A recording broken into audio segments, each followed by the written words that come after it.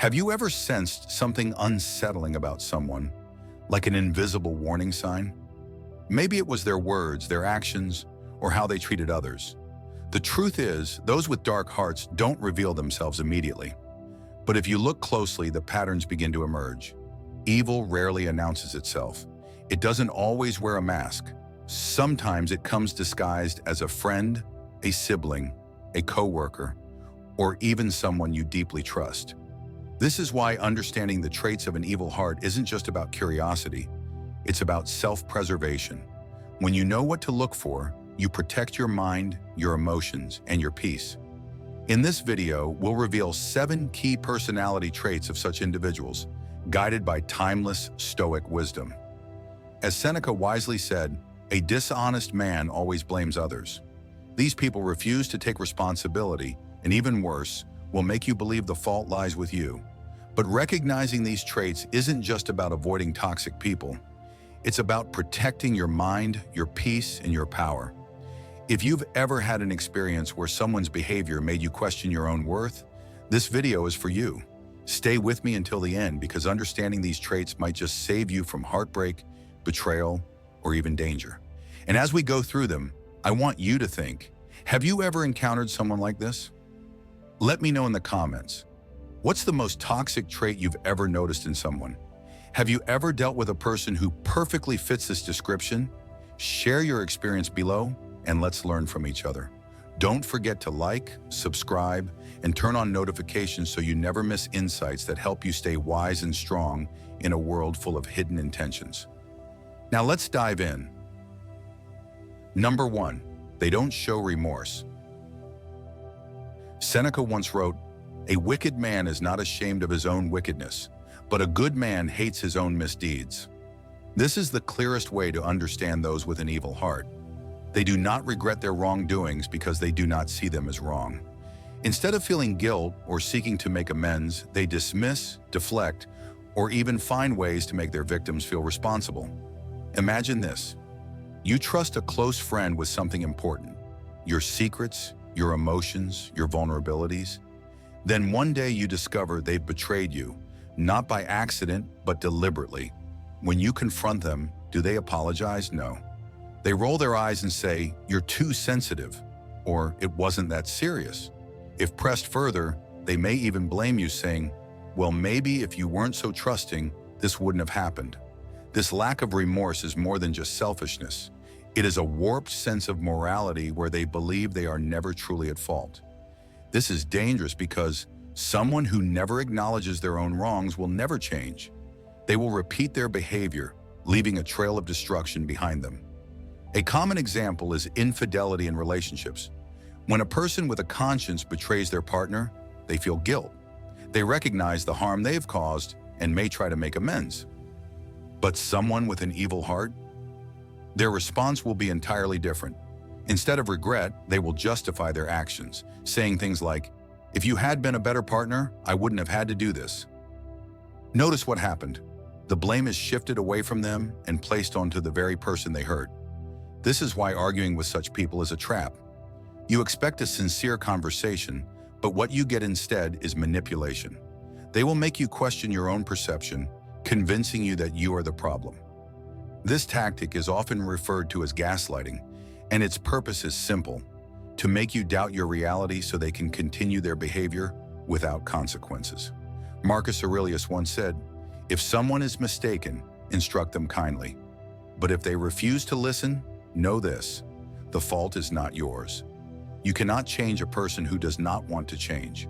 No matter how much reason, patience, or kindness you offer, they will never admit their wrongdoing.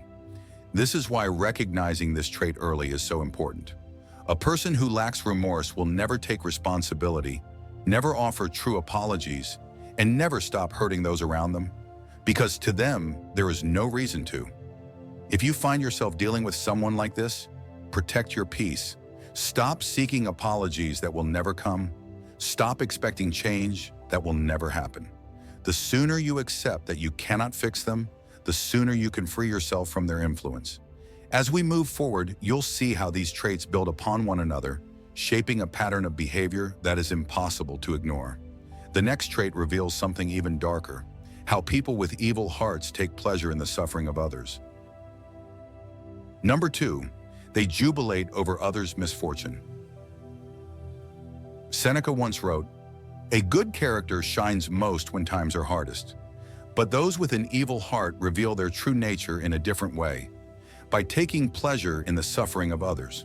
Where most people feel compassion for those going through hardship, these individuals see misfortune as entertainment or an opportunity to elevate themselves.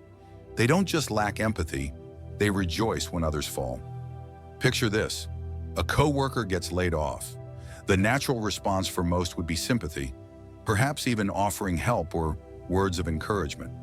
But a person with an evil heart? They smirk, make a snide remark, or gossip about how the person deserved it. Instead of offering support, they exploit the situation to make themselves feel superior.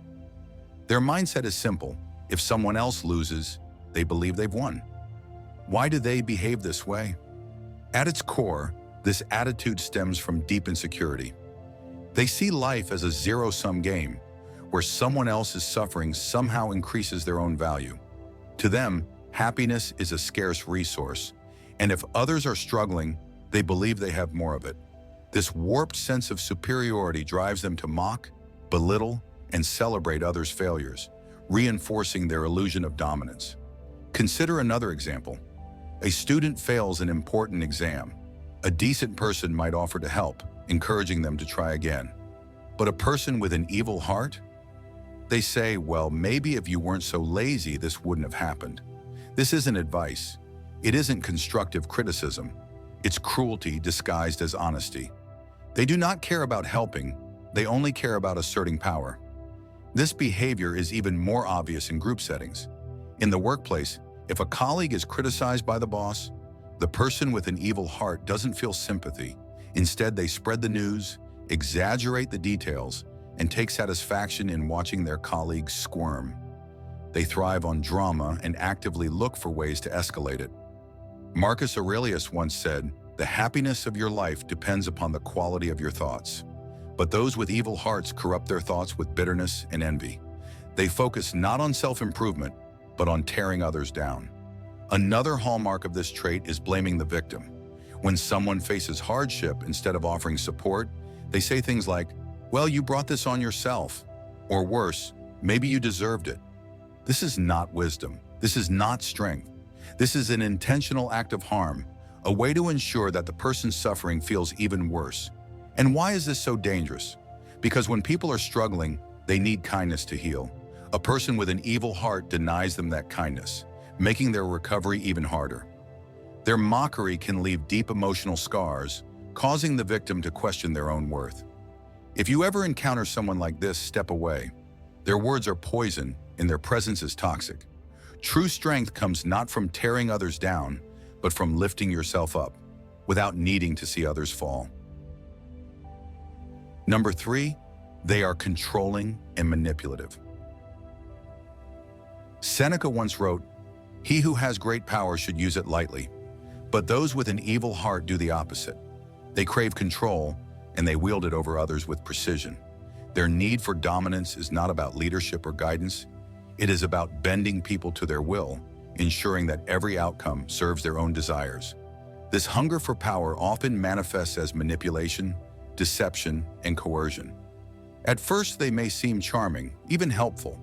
They present themselves as someone who knows best, someone who is just trying to help or protect you. But over time, their actions reveal a pattern. They override others' choices, dismiss alternative opinions, and pressure people into compliance. Their control is disguised as concern, but its purpose is domination. Imagine a friend who always decides where to eat, what activities to do, and who is invited to gatherings. At first, you may think they're just opinionated, but then you start noticing a pattern. They disregard others' preferences, subtly guilt-trip anyone who disagrees, and make decisions that always benefit them the most. When confronted, they say things like, "I just want what's best for everyone." Or worse, "You never make decisions, so I have to step in." What seems like leadership is actually a calculated strategy to stay in control. But control goes far beyond social settings. In relationships, this trait becomes even more dangerous. A manipulative partner may monitor your messages, dictate who you spend time with, or guilt trip you for needing space. They use emotional blackmail, saying things like, "If you really loved me, you'd do this for me. After everything I've done for you, this is how you repay me?" Their goal is to create an emotional debt, making you feel like you owe them, trapping you under their influence. Marcus Aurelius once wrote, "The best revenge is to be unlike him who performed the injury, and yet a person with an evil heart cannot accept losing control." Their greatest fear is vulnerability. If they sense they are losing their grip on you, they escalate their tactics, shifting from persuasion to coercion, from kindness to cruelty. They will do anything to remain in power. This manipulation is not limited to personal relationships. In professional settings, they use deception to sabotage colleagues, ensuring their own rise at the expense of others. They might take credit for someone else's work, spread subtle but damaging rumors, or undermine a coworker's reputation to make themselves look better. Their strategy is always the same: secure control, eliminate threats, and advance their own position, no matter the cost. One of the most insidious aspects of their manipulation is its subtlety. They are not always obvious villains. Instead, they disguise their control through false generosity, feigned vulnerability, or twisted logic. Imagine a boss who constantly reminds you of how much they trust you, only to later pressure you into unethical decisions under the pretense of loyalty. Or a friend who offers endless favors, only to later say, "After everything I've done for you, you owe me this." This is not kindness. It is a trap. Perhaps the most dangerous tool they wield is gaslighting, the art of making you doubt your own reality.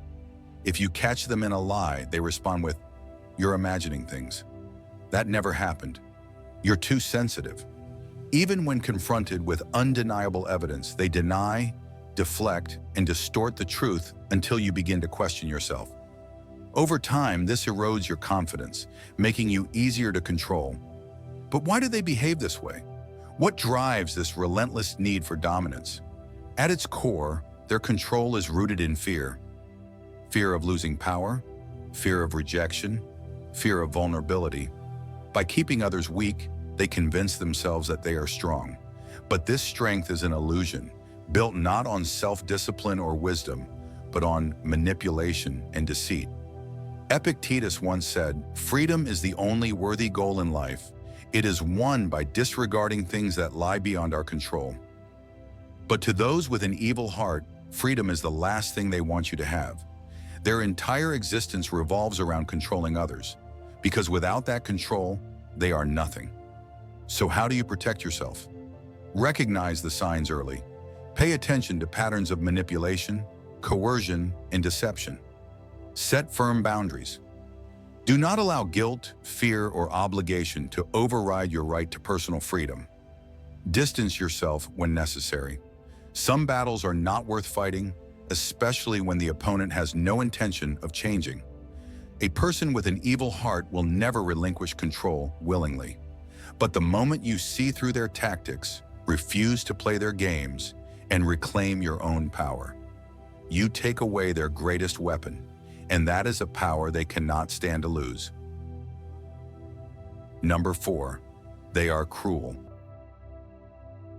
Seneca once wrote, "The greatest cruelty is to leave a person in ignorance."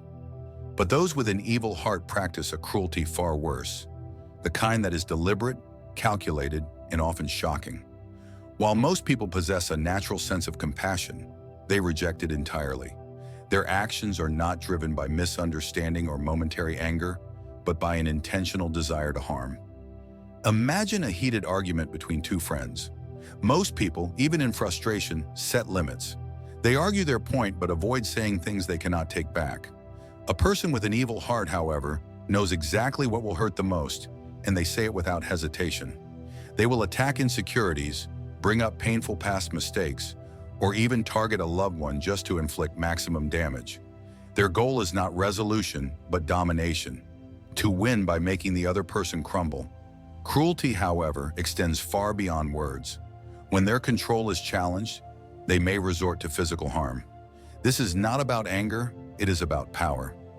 In abusive relationships, for instance, An evil-hearted person does not simply argue or manipulate. They intimidate, humiliate, and even inflict pain to keep their victim under control. The abuse is not an emotional outburst, it is a calculated act of dominance. Epictetus once said, "What concerns me is not the way things are, but the way people think about them. And the way a cruel person thinks about others is what makes them so dangerous. They view kindness as weakness, vulnerability as an opportunity, and suffering as entertainment." One of the most disturbing traits of cruelty is who they choose to target. They prey on those who cannot fight back, the vulnerable, the innocent, the defenseless. They might harm animals, bully children, or take advantage of the weak because it reinforces their illusion of superiority.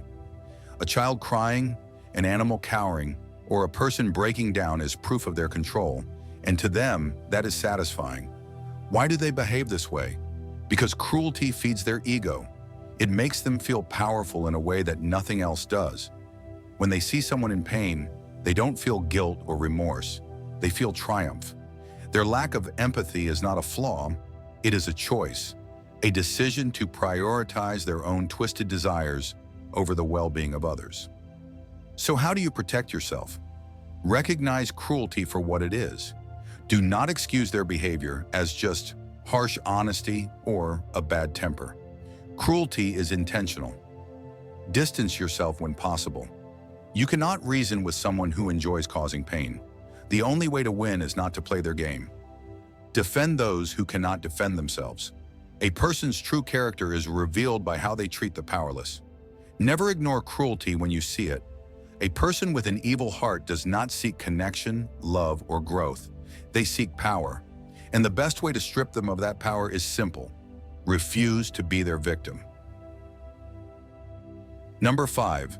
They are insensitive to others' suffering. Seneca once wrote, "Wherever there is a human being, there is an opportunity for kindness.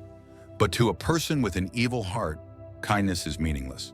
They are indifferent to the pain of others, unmoved by hardship, and disconnected from any sense of empathy.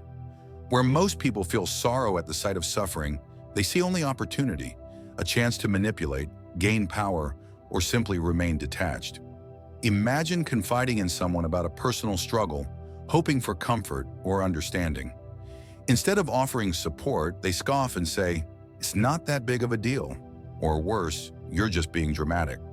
Their words cut deeper than silence because they invalidate your pain, making you feel small, weak, and unheard. But the truth is, it is not you who lack strength. It is them who lack humanity. This cold indifference extends beyond personal relationships.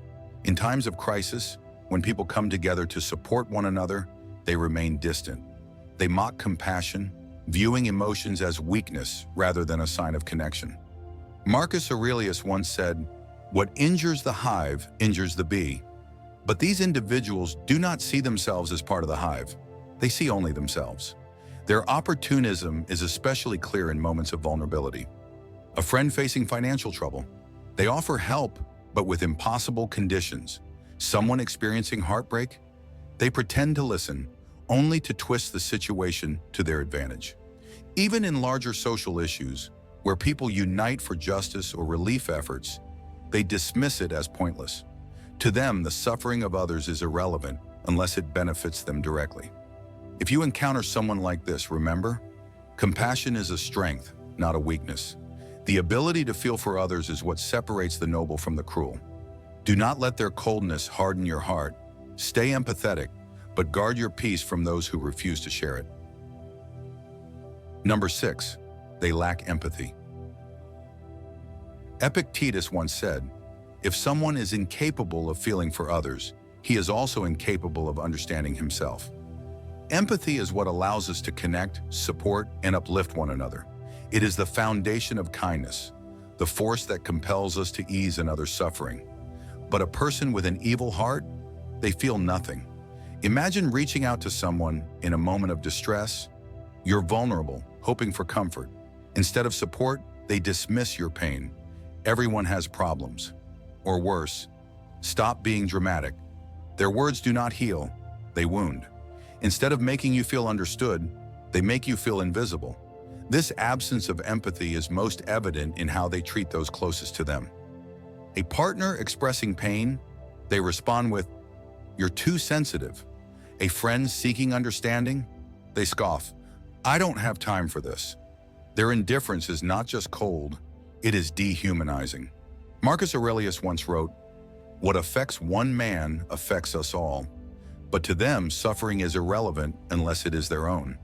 They feel no sadness at injustice, no sorrow for the misfortunes of others. When tragedy strikes, they remain detached, mocking those who care, saying, 'Why does it matter? It's not your problem.' The true danger of a person without empathy is how they erode your sense of worth. When someone refuses to acknowledge your pain, you begin to question whether your pain even matters. Over time, this can leave you doubting yourself, making it easier for them to manipulate and control you. So how do you protect yourself? Accept that you cannot change them. Seeking empathy from someone who lacks it is like searching for water in a desert. You will only exhaust yourself. Surround yourself with those who do care, who uplift rather than diminish. If their lack of empathy begins to harm you, remember, walking away is not weakness, it is wisdom. Number 7, they lack responsibility. Seneca once wrote, "A dishonest man always blames others." And that is exactly how a person with an evil heart operates. No matter what they do, no matter the harm they cause, it is never their fault. They live by a simple rule: deny, deflect, and deceive. Imagine they break something valuable of yours. A reasonable person would apologize and try to make amends. But someone with an evil heart, they immediately shift the blame. "Why did you leave it there?" Or, "If you hadn't distracted me, this wouldn't have happened." They turn their mistake into your problem, leaving you confused, perhaps even guilty, for something they did. Marcus Aurelius once said, "Waste no more time arguing what a good man should be. Be one." But those who lack responsibility never seek to be good. They only seek to avoid consequences. They rewrite reality to protect their ego, even if it means destroying trust, relationships, or the well-being of others. If you recognize this trait in someone, do not exhaust yourself trying to change them. It is not your duty to fix those who refuse to see their own faults. Instead, prioritize your well-being. Surround yourself with people who uplift, respect, and take accountability for their actions. Because in the end, recognizing toxic behavior is not just about avoiding harm, it's about reclaiming your own peace and power. If this video helped you see things more clearly, take a moment to like and subscribe so you never miss insights that protect your peace. If someone in your life could benefit from this knowledge, share it. You might be giving them the clarity they need. Now I want to hear from you. Drop a comment with "Stay aware" if you've ever encountered these traits or learned something valuable today. Your experiences might help someone else recognize the warning signs. Remember, protecting your mind and well-being is not selfish, it's essential. Stay strong, stay wise, and stay true to yourself. In the next video, we'll dive even deeper into the signs and strategies for navigating a world filled with hidden intentions. See you there.